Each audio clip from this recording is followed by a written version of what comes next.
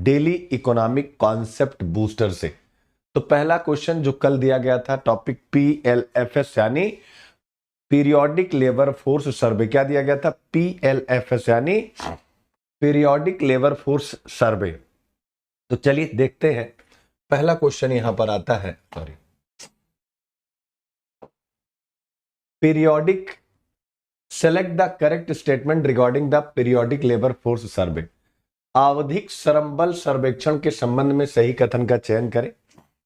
और ये है 1, ये है 2 और ये है 3। 3 स्टेटमेंट्स हैं। पहला है PLFS is India first computer based survey launched by the NSO in 2017। PLFS 2017 में NSO द्वारा शुरू किया गया भारत का पहला कंप्यूटर आधारित सर्वेक्षण है। दूसरा point, labour force participation rate is the percentage of people, यानी लेबर फोर्स पार्टिसिपेशन रेट क्या होता है? Is the percentage of people in the labour force. अब ये लेबर फोर्स यानी दोज हु आर वर्किंग और सीकिंग और available for work in the population, यानी अगर हम श्रम बल भागीदारी दर निकालना चाहते हैं तो फार्मूला क्या है? जनसंख्या में श्रम बल। श्रम बल मतलब जो काम कर रहे हैं या काम की खोज कर रहे हैं या काम के लिए उपलब्ध है, उनका प्रतिशत है जनसंख्या में इन लोगों का प्रतिशत, उसे हम बोलते हैं श्रम बल भागीदारी।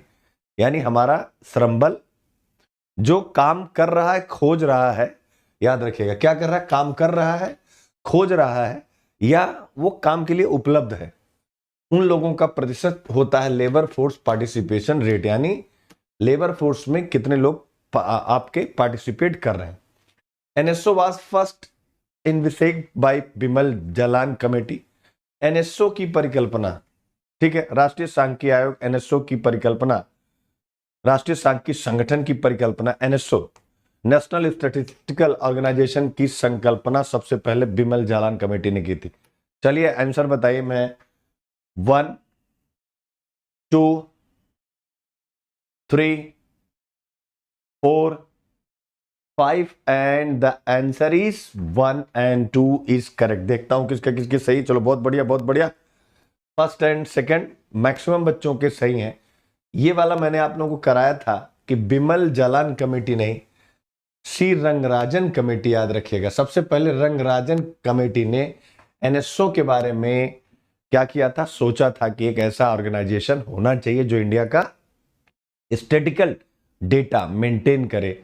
तो ये हो गया आपका आज का पहला। अब आपका टॉपिक फॉर द डे है, क्या है?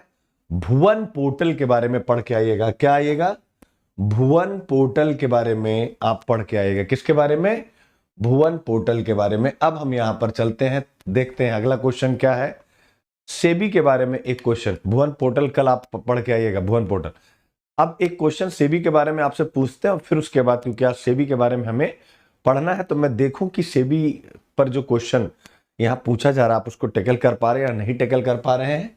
तो चलिए आइए चलते हैं। Consider the following statement regarding the securities and exchange board of India SEBI and select the correct code. भारतीय प्रतिभूति और विनिमय बोर्ड के संबंध में निम्नलिखित कथनों पर विचार करें और सही कोड का चयन करें। पहला, initially SEBI was a non statutory body without any statutory power. प्रारंभ में सेबी बिना किसी वैधानिक शक्ति के एक गैर संवैधानिक निकाय था। दूसरा, second, it became a constitutional body by enactment of the SEBI act 1992। यह सेबी अधिनियम 1992 के द्वारा एक संवैधानिक निकाय बन गया। तीसरा, third, the chairman of the cabinet committee on economic affair is the ex officio chairman of SEBI, यानी आर्थिक मामलों की जो मंत्रिमंडलीय समिति होती है उसके अध्यक्ष सेबी के पदेन अध्यक्ष होते हैं। A1 only, B1 and 2, C1 and 3 and D2 and 3। फटाफट इसके बारे में भी एक बार आप लोग बताएं। मैं काउंटिंग स्टार्ट कर रहा हूं। 1, 2, 3, 4, 5 and the answer is only 1। अब देखिए कुछ बच्चों के, एक दो बच्चों के गलत हो रहे हैं, तो हालात 98% बच्चों के सही हैं।